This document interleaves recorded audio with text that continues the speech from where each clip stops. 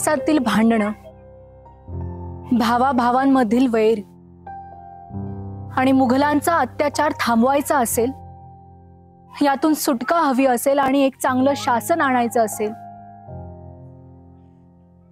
तर स्वराज्याशिवाय दुसरा पर्याय नाही, हा विचार माझ्या मनात जोर धरू लागला.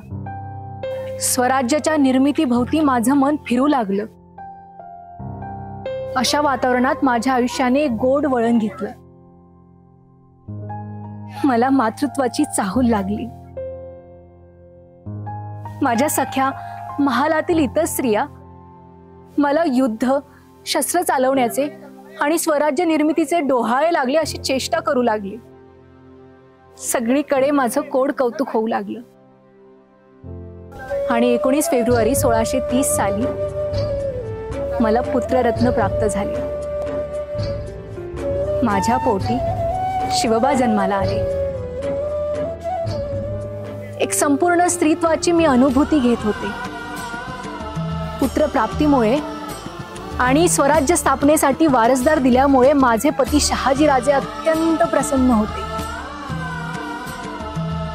पण सभोवतालच्या प्रतिकूल परिस्थितीची जाणीव त्यांना पूर्णपणे होती.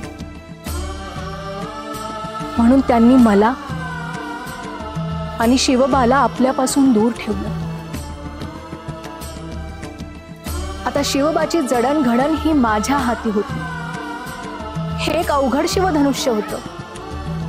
पण मी पराक्रमी जाधव घराण्याची मुलगी आणि महापराक्रमी भोसले घराण्याची सून, म्हणून मला हे अवघड शिवधनुष्य पेलणं आवश्यक होतं.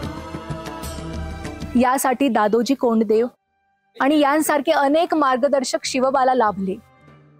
त्यांनी शिवबाला युद्ध कौशल्य आणि प्रशासनात पारंगत केलं.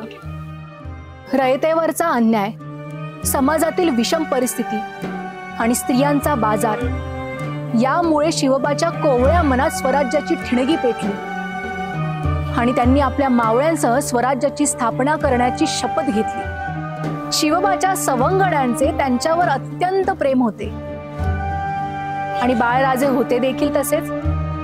बाळराजेही आपल्या सवंगड्यांवर खूप प्रेम करायचे. त्यांच्या जीवाला जीव देणारे, धाडसी आणि पराक्रमी.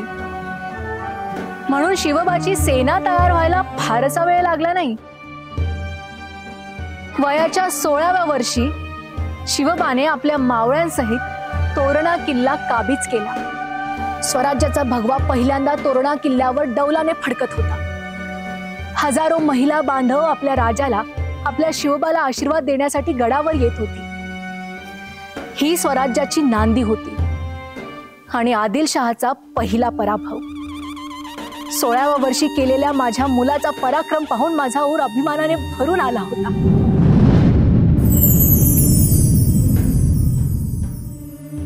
विजयाची घौड दौड ही शिवबाची सुरूच होती.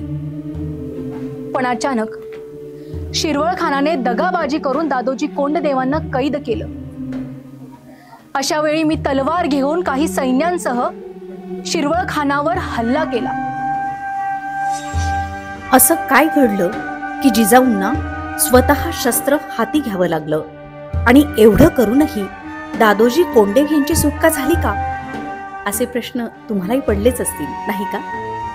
यासाठी पाहत रहा राजमाता जिजाऊ यांचा प्रेरणादायी जीवन प्रवास. मी जिजाऊ बोलते.